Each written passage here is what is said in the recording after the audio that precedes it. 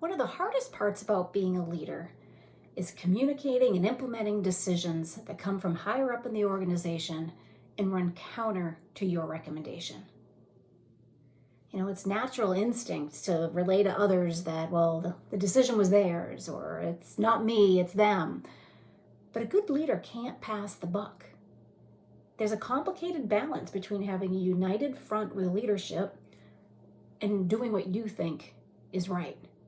You need to know when to push back and challenge. You need to know when to accept the decision. And you need to know how can you communicate it to others. So how do you do that? I found it really helpful to spend time truly understanding the rationale that people use for their decision. Approaching that with an open mind, typically one of two things would happen. Either I'd realize that they missed a critical piece of information, and then I'd spotlight that to them, hoping that they would reconsider.